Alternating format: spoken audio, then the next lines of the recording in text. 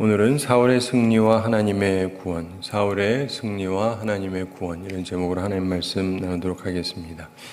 우리가 지난번에 봤던 요나단 사건을 끝으로 46절에서 사울이 블레셋 사람들 추격하기를 그치고 올라가매 블레셋 사람들이 자기 곳으로 돌아가니라 이렇게 말씀합니다. 그래서 이때는 일단 전쟁이 멈추게 되고 사람들이 쉼을 갖게 됩니다.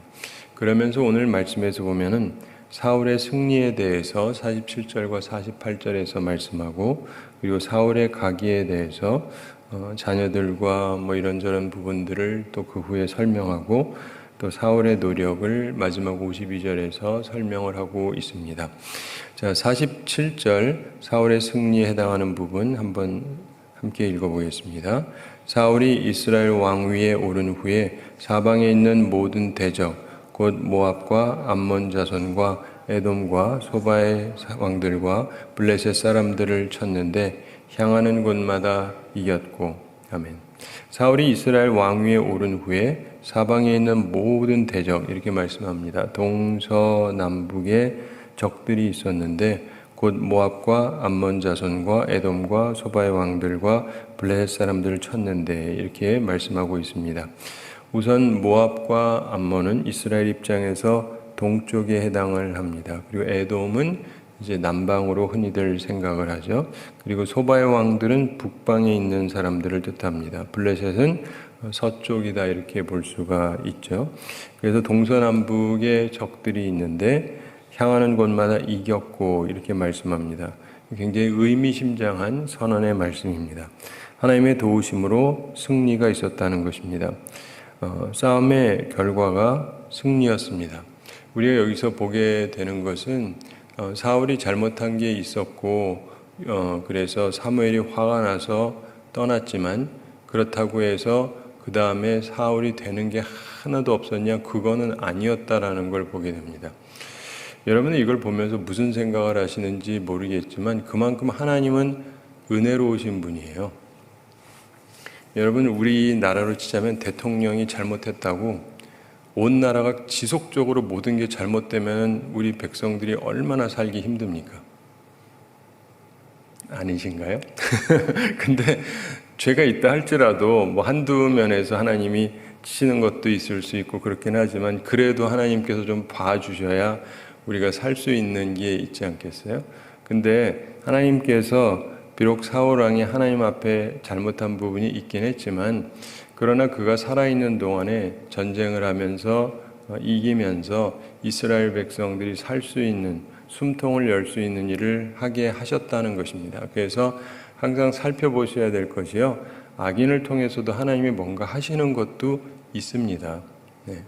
내가 싫어하는 사람이라 할지라도 그 사람 통해서도 하나님께서 뭔가 하시는 게 있어요.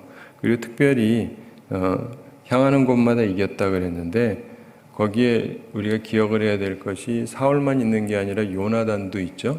요나단 훌륭한 하나님의 사람인데 그도 거기에 함께 있었고 대표적인 사람이었죠.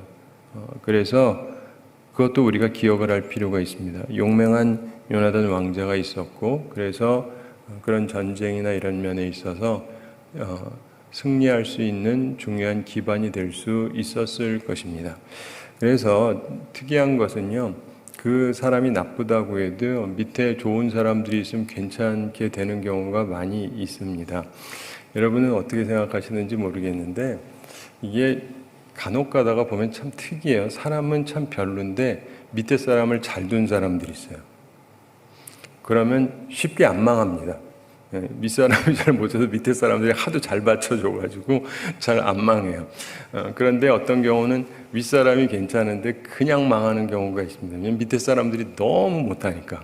위에 사람 혼자 잘한다고 되는 것도 아니거든요. 사실은 대체적으로 연관성들이 있기는 한데, 어쨌든 간에 사울이 승리할 수 있도록 하나님께서 함께 해주셨다는 것도 기억을 할 필요가 있습니다.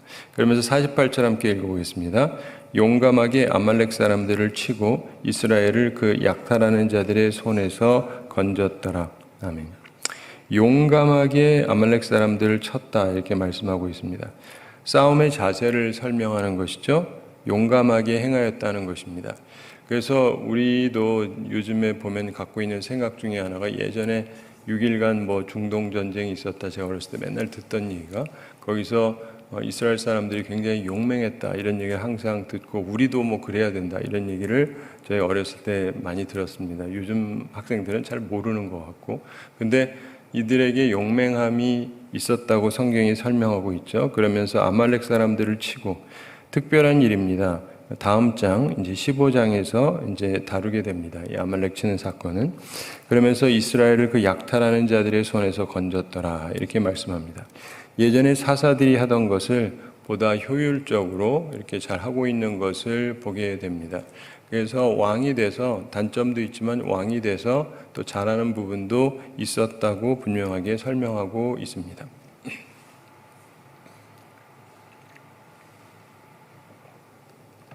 그러면서 그 다음에 사울의 가계를 설명하죠. 그의 집안을 설명합니다. 그에게는 3남 2녀, 그래서 그 5남매의 자녀가 있었는데 49절에 나옵니다. 49절 함께 읽어보겠습니다. 사울의 아들은 요나단과 이스위와 말기수하요. 그의 두 딸의 이름은 이러하니 맏딸의 이름은 메라비요 작은 딸의 이름은 미갈이며. 아멘. 사울에게 아들이 3명이 있었습니다. 요나단이 제일 유명하죠. 우리가 잘 알고 다윗하고 친한 관계를 유지했기 때문에 특별히 우리가 잘 압니다. 그리고 이스위, 말기수와 이렇게 3사람이 있었다고 설명을 하고 있습니다. 그리고 그에게 2딸이 있었는데 이 사람들이 이제 나중에 다윗하고 약간 관련성을 갖게 되죠. 메랍과 미갈이 있다 이런 얘기를 합니다. 사실은 이후에 뭐 나중에 또 보게 되겠습니다만 사울이 이제 전쟁을 하면서 블레셋하고 싸울 때 골리앗이 나와서 이제 전쟁을 하려고 하는데 우리 1대1로 싸우자 그런데 1대1로 나갈 만한 사람이 없는 거죠. 근데 그때 사울 왕이 사람들한테 얘기합니다. 이제 나가서 싸우고 이기는 사람이 있으면 그 사람에게 내 딸을 주겠다 그럽니다. 그때 2딸이 다 처녀였습니다. 그래서 보통은 준다 그러면 맏딸을 주는 거거든요. 그래서 맏딸을 주는 건데 그래서 이 메랍이라는 여성과 다윗이 결혼해야 마땅한데 사울이 주기가 싫은 거예요. 그래서 딴 남자한테 줘버립니다.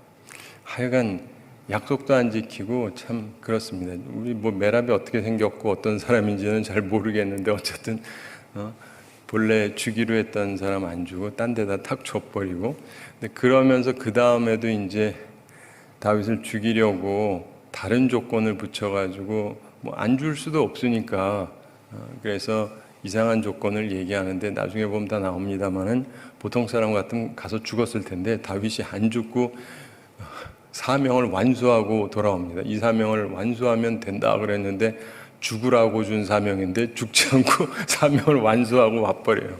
그래가지고 안 줄 수가 없어서 할 수 없이 미갈을 준 겁니다. 그래서 이제 왕의 사위가 됐죠. 그런데 그런 것처럼요, 사람의 삶을 보면은 이 내용만 봐도요, 굉장히 복잡하지 않습니까?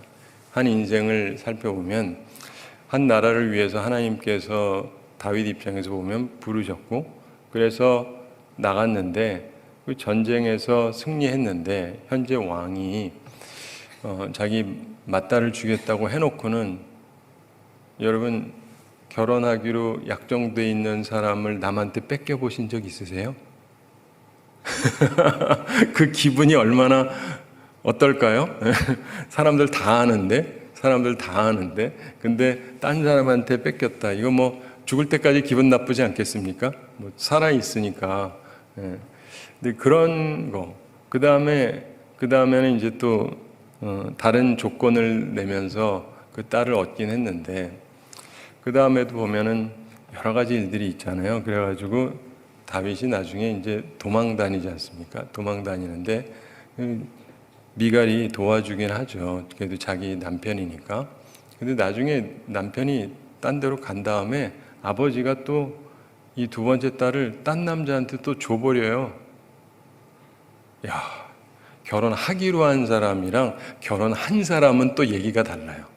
그렇죠? 내 아내란 말이에요, 내 아내. 내 아내를 딴 남자한테 줘버려요. 실제로 결혼해서 살게 만듭니다. 야, 이런 일을 당한다.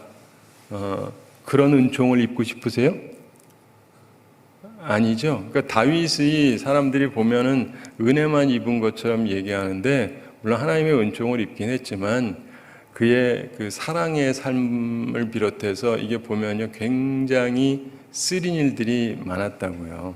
그러니까 우리가 삶을 살면서 보면은 사람들이 어떻게 보느냐인데, 이 사울 왕은 참 지독한 사람이었어요. 참 지독한 사람이었어요.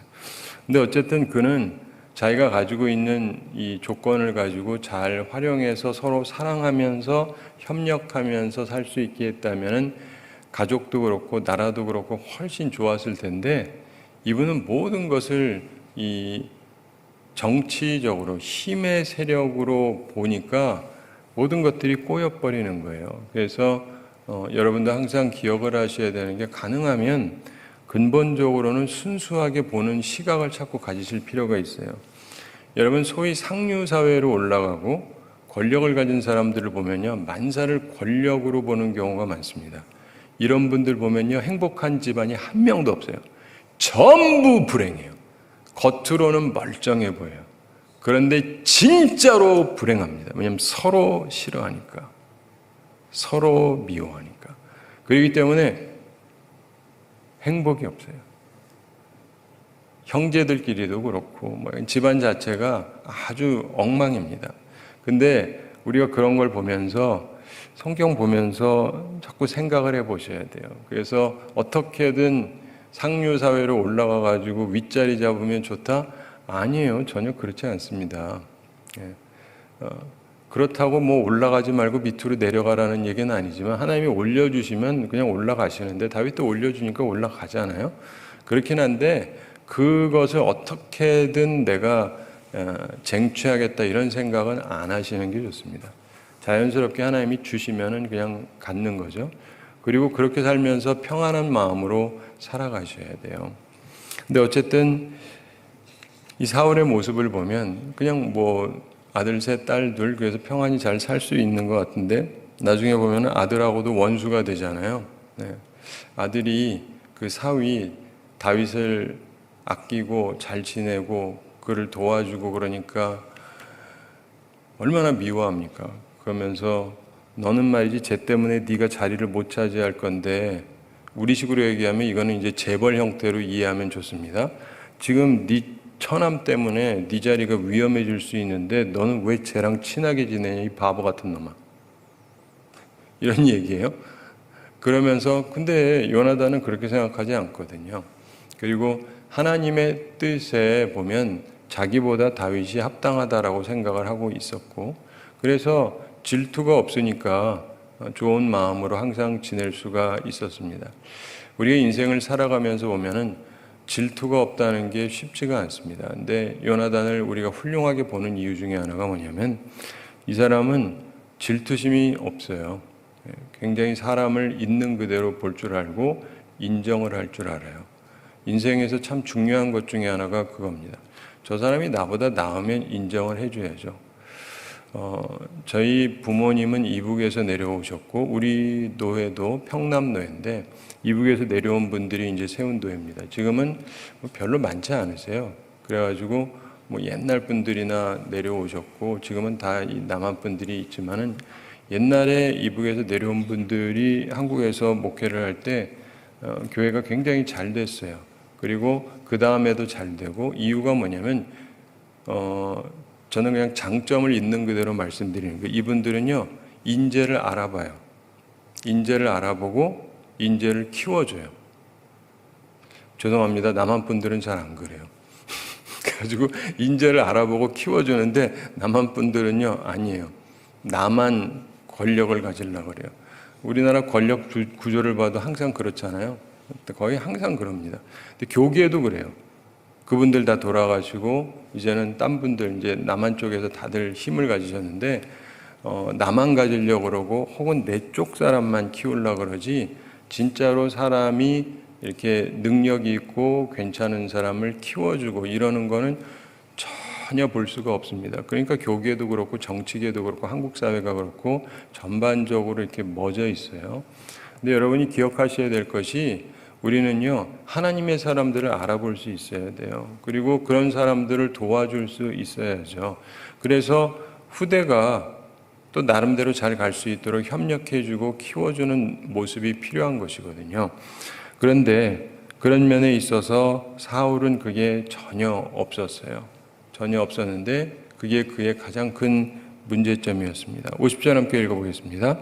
사울의 아내의 이름은 아히노아미니 아히마아스의 딸이요 그의 군사령관의 이름은 아브넬이니 사울의 숙부 넬의 아들이며.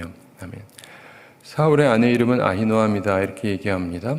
그래서 아히노암이라는 아내를 갖고 있었는데 나중에 그 사무엘하 21장 8절에 보면 두 번째 아내 얘기가 나옵니다. 그래서 리스바라고 하는 두 번째 아내가 있었고 이후에 또 그 자녀들 이야기도 나오기는 합니다. 그리고 오늘 이 말씀에서 그의 군사령관의 이름은 아브넬이다 이렇게 말씀하고 있습니다. 사울의 숙부 넬의 아들이다 이렇게 얘기합니다. 군장은 아브넬이었다. 즉 그의 사촌이었다는 이야기입니다. 그래서 자기랑 가까운 사람으로 이제 장을 삼게 했던 것입니다. 아브넬인데 그의 아버지는 이제 넬이고, 근데 이게 왜 그러냐면 이스라엘 사람들은 이런 식의 그 이름을 많이 갖고 있어요. 그래가지고 아브라고 하는 거는 아버지란 뜻입니다. 그래서 나의 아버지는 넬이다. 그러니까 넬의 아들이기 때문에 아브넬이에요. 우리나라에서 아버지 옛날에 아비아비 뭐 이랬잖아요. 비슷해요. 말 자체도 아부 이건 나의 아버지라는 뜻이거든요. 그래서 나의 아버지는 넬이다. 그래서 넬의 아들 뭐 이렇게 하는 것인데, 그러니까 옛날에 보면은 아버지 이름 따가지고 이렇게 많이 하고 그런 경우들도 많이 있었습니다. 자, 그런데 그러면서 51절 함께 읽어보겠습니다. 사울의 아버지는 기스요 아브넬의 아버지는 넬이니 아비엘의 아들이었더라. 아멘. 사울의 아버지는 기스요. 우리가 잘 알고 있는 익숙한 이름이죠. 그리고 아브넬의 아버지는 넬이니 아비엘의 아들이었더라. 결국 사울의 할아버지가 또 아비엘이었다. 이렇게 얘기를 하는 것입니다. 자, 우리가 보면은 이 이름 자체는 괜찮아요. 엘은 하나님을 뜻하니까 내 아버지는 하나님이다. 뭐 이런 식의 이름은 참 멋있는 집안이었는데, 근데 우리가 살아가면서 보면은요, 이름만 가지고는 알 수가 없습니다. 성경을 쭉 연구하면서 보면은 똑같은 이름인데 전혀 다른 사람들이 꽤 많이 나옵니다. 보통은 별 생각 없이 봐서 그냥 좋은 이름만 갖다 붙이면 되는 줄 아시는데, 성경에 보면은 참 훌륭하게 하나님과 동행했던 사람이 누구죠? 300년 동안 하나님과 동행했던 사람? 네? 300년 동안 하나님과 동행했던 에녹. 뭐 300년 동안 동행했던 에녹이 있는데, 그러니까 에녹 그러면 다들 훌륭하게 생각을 하시죠. 하나님과 동행하다가 하나님께서 부르셔서 가셨다. 그래서 우리는 그걸 해석하기를 안 죽었다라고 해석하거든요. 그래서 승천한 사람, 죽지 않고 하늘로 간 사람이 둘이 있는데 바로 이분하고 그 다음에 엘리야가 그렇다. 이렇게 우리가 얘기를 합니다. 그러니까 죽음을 보지 않았으니까 굉장히 훌륭하죠. 그래서 에녹 그러면 다 훌륭한 줄 알았어요. 에녹이라 그러면 다 되는 줄 알고, 어떤데 에녹회 뭐 이러기도 하고. 근데 사실은요, 성경을 살펴보면 그 사람이 첫 에녹이 아닙니다. 사람 죽였던 가인의 아들이 에녹이에요. 잘 모르시죠? 그러니까 성경에 나와 있어요. 나와 있는데 별로 우린 그쪽에 관심을 안 가져서 그래요. 근데 이름 똑같아요. 근데 한쪽은 안 좋고 한쪽은 좋아요. 그러니까 항상 기억하실 게 이름만 좋다고 좋은 게 아닙니다. 우리나라 분들 이상하게 그 이름에 굉장히 집착하는 분들이 많은데 이름이 좋다고 좋은 게 아니에요. 그리고 이름이 나쁘다고 꼭 나쁜 게 아니고, 우리들이 굉장히 잘 얘기하는 그 여호수아와 갈렙 있잖아요. 그래가지고 갈렙 훌륭하니까 갈렙회 하는 분들도 있는데, 갈렙의 뜻이 뭔지 아세요? 개란 뜻이에요. 멍멍이. 자기들이 개회라고 말하고 있다는 걸 모르면서 갈렙회라고 하시는 분들이 많아요. 근데 그렇다고 나쁠 것도 없어요. 이름이 나쁘다고 꼭 나쁜 건 아닙니다. 그래서 항상 기억하실 것이 우리는 이름 하나 일단 잘 지으면 다 해결되는 줄 아는데 그렇지 않습니다. 그래서 이름만 가지고 뭘 볼 일은 결코 아니에요. 그런 면에 있어서 우리들은 살아가면서 하나님의 은총 가운데 거하면서 살아가야 되는데, 기본적으로 이름에는 그 부모의 어떤 마음 같은 게 담겨 있는 경우가 많죠. 혹은 자기가 나중에 이름을 바꾸는 사람도 있어요. 자기 이름을 자기가 짓는 사람들, 개명하고 굉장히 재밌는 사람들이죠. 재밌는 사람들이에요. 근데 어쨌든 간에 사람들이 그거 가지고 뭘 바꿔보려고 그러는데 이름 바꾼다고 사람이 바뀌나요? 한 가지 이건 있어요. 이름을 바꿨다는 것 자체가 그 사람의 생각이 뭔가 달라졌다는 것이겠죠. 그러나 생각이 달라진 거지 사람이 좋게 달라진 건 아니죠. 그래서 정말 중요한 것은 하나님의 뜻을 따라서 살아가기로 작정을 하는가. 저는 제 이름을 저희 아버님이 지어주셨는데 성경을 알고 나서 제 이름을 보면 별로 기분이 안 좋아요. 그냥 세상에서 보면 세상적으로는 이름이 참 좋은데 성경을 알고 보면 별로 이름이 안 좋아요. 그래서 왜 이렇게 이름을 지었나 그랬더니 얘기를 하시는데 그래서 말았습니다. 미국 가서 살면서 어머니가 바꾸려면 바꾸라 그랬는데 바꾸지는 않았습니다. 대신에 항상 그 마음을 생각하면서 살아가요. 이름이 꼭 좋은 건 아닐 수 있어도 신앙적으로 내가 신앙적으로 제대로 살면 된다.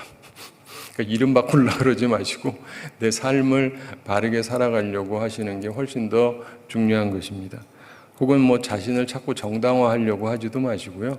사람이 모든 상황 속에서 보면 좋은 것도 있고 나쁜 것도 있고, 그런데 그 모든 것 가운데서 하나님을 향한 온전한 마음을 계속 지키면 되는데, 사울은 하나님의 은혜를 입은 사람이었지만은 이 사람이 계속해서 마음이 변질되어 갔다라는 것, 그리고 하나님께서 이미 주셨음에도 불구하고 너무나 이 권력에 대한 욕망이 강해서 그가 결국 무너지고 쓰러지게 됩니다. 우린 그러지 않도록 조심해야 됩니다. 자, 그러면서도 사울의 노력이 나오는데 52절 함께 읽어보겠습니다. 사울이 사는 날 동안에 블레셋 사람과 큰 싸움이 있었으므로 사울이 힘센 사람이나 용감한 사람을 보면 그들을 불러 모았더라.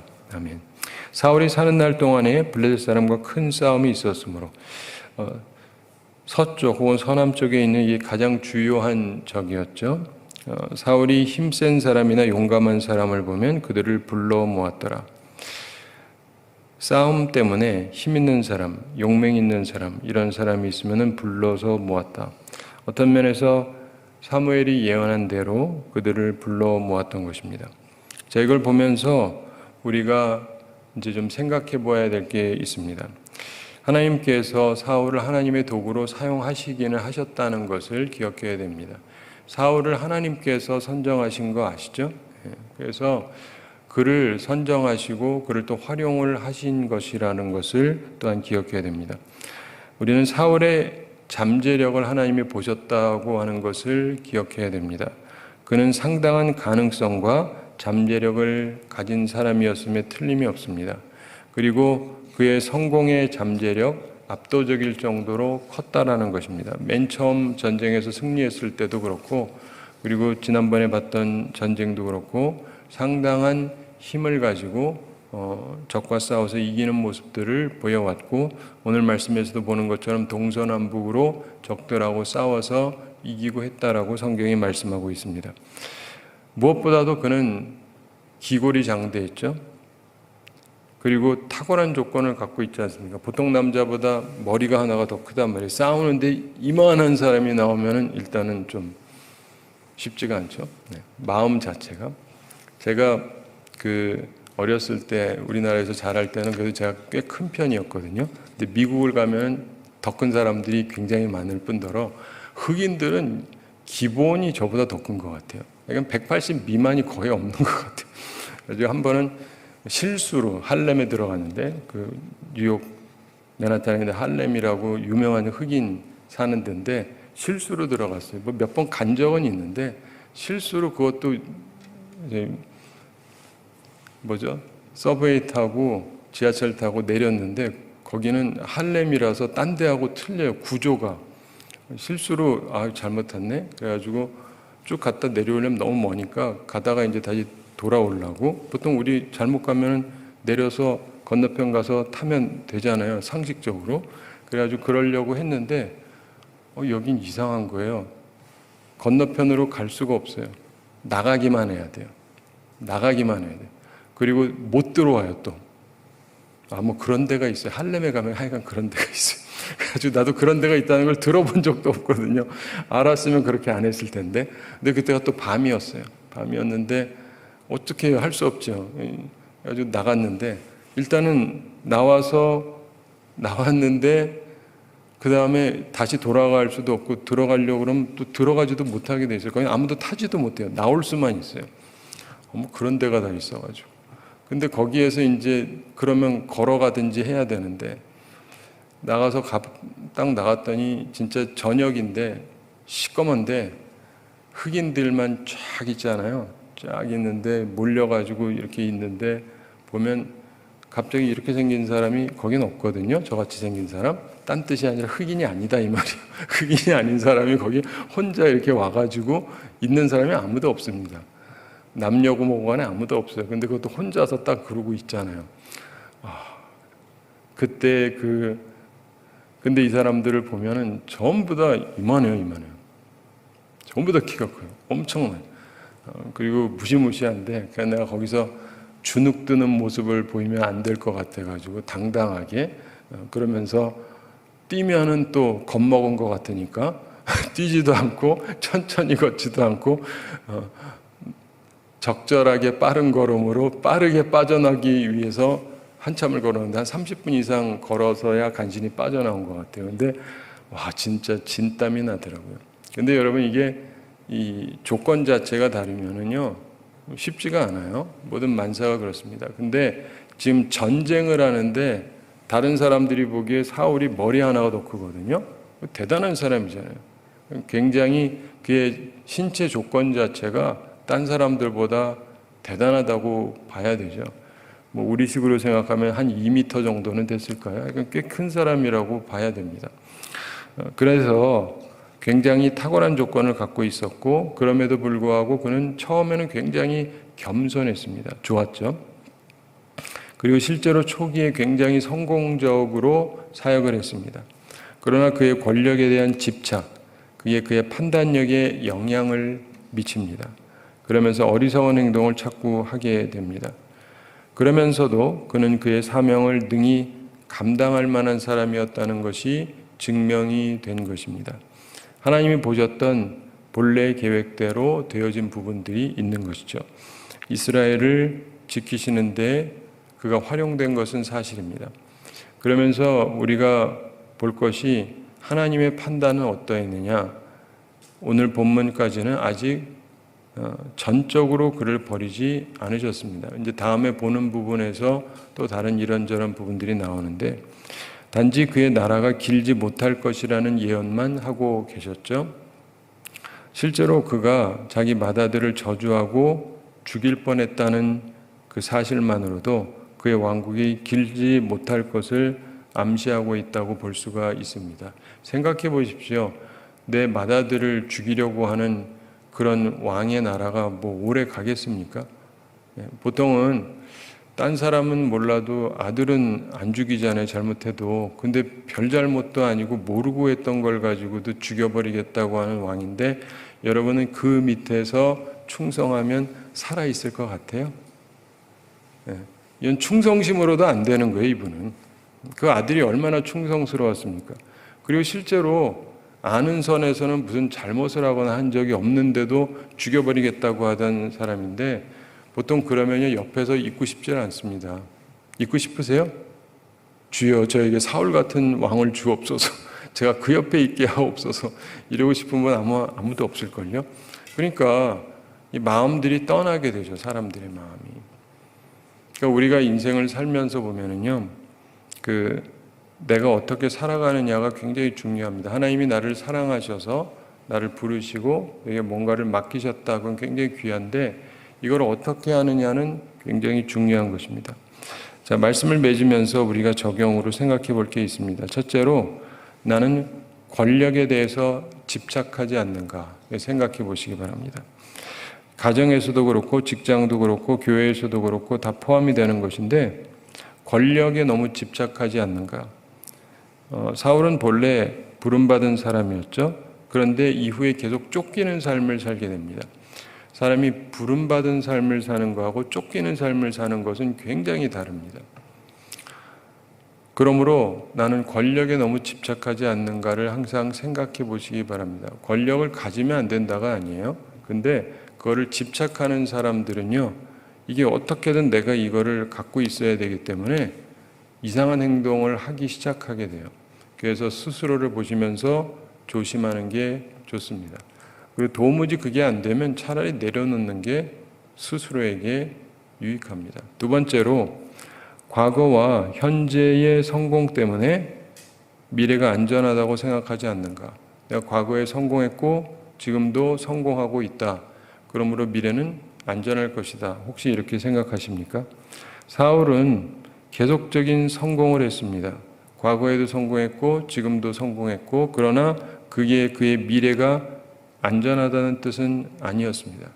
많은 사람들이 사울과 비슷한 착오를 합니다. 내가 과거에도 좀 잘못은 있었지만 잘 됐고, 지금도 내가 좀 잘못은 있었지만 잘 되고 있고, 그러니까 잘 될 것이다. 긍정적으로 희망적으로 생각하는 건 알겠는데 그게 내 미래를 보장해 주는 건 결코 아닙니다. 하나님께서 우리의 미래를 잡고 계시다는 걸 결코 잊으시면 안 돼요. 우리의 삶은 하나님이 주관하시는 분이시라는 걸 기억을 해야 됩니다. 그래서 제가 지금 말씀드린 부분을 잘 기억하시고 살펴보시고 스스로도 적용하셔야 되는데, 하나님께서 사람들에게 힘을 주세요. 돈도 주세요. 누구에게? 그건 모르죠, 우리는. 근데 우리가 생각하기에 괜찮은 사람한테 주실 때도 있지만 내가 보기에 영 아닌 인간한테 권력도 주고 돈도 주고 그러기도 하세요.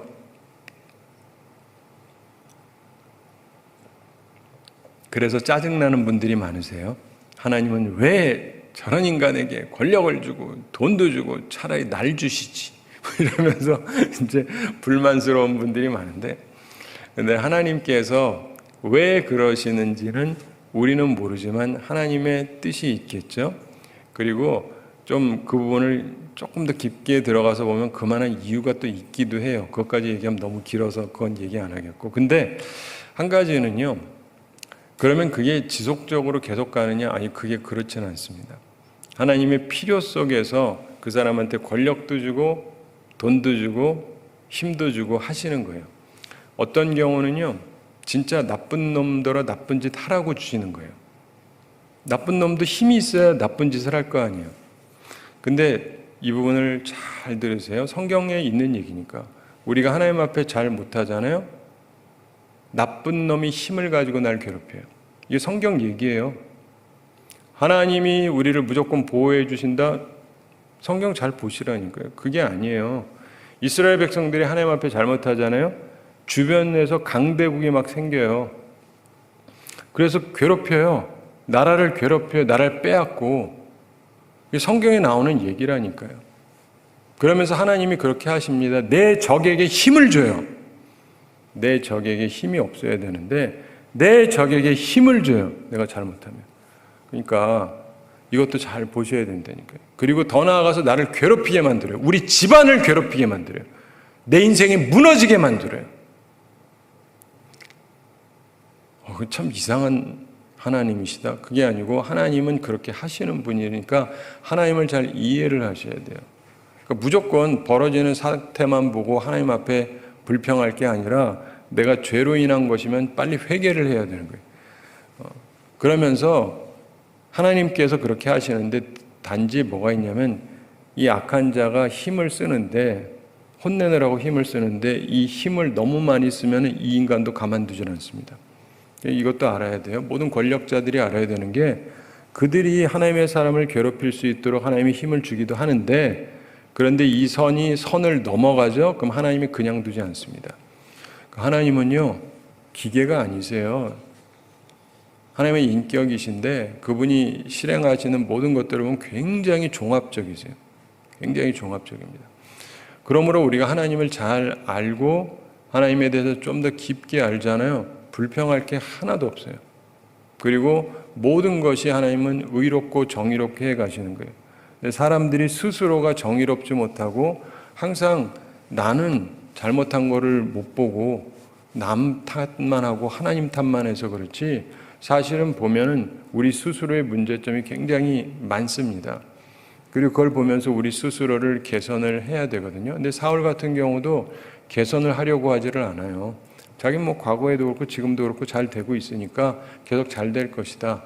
뭐 하나님 눈에 보이지도 않는데, 그러니까 하나님이 하신 말씀이다 그러면 살짝 가볍게 보고 자기 나름대로 지멋대로 해석하고, 이제 내일부터 보게 되는, 다음부터 보게 되는 이 아말렉과의 문제도 그런데, 근데 그것이 결국 그를 무너지게 만듭니다. 표면적으로는 그가 계속 성공을 해요. 근데 결국은 그의 내면이 무너집니다. 왜냐하면 하나님이 그를 버리시기 때문에.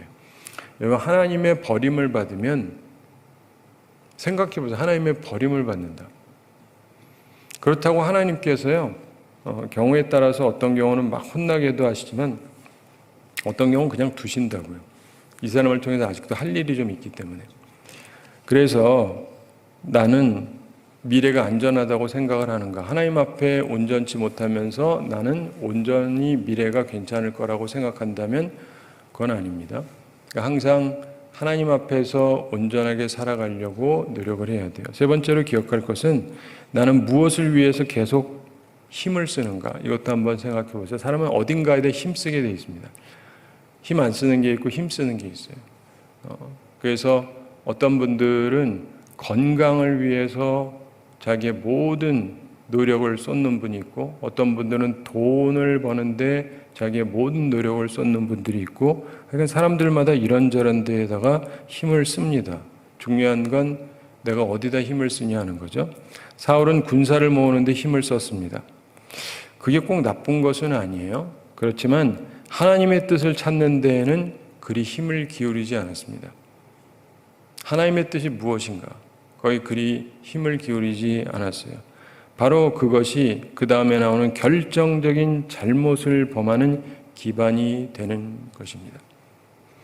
우리 어제 그 시차례를 우리 교회에서 했는데, 제가 저희 교회에서 하면서 이제 말씀 전하게 돼서 우리는 성경적인가, 그리고 하나님의 뜻을 잘 분별하는가, 이런 말씀을 나눴는데, 그러면서도 제가 계속 느끼는 것 중에 하나는, 목사님들이고 장로님들이니까 당연히 하나님의 뜻을 생각하고 할 것 같죠?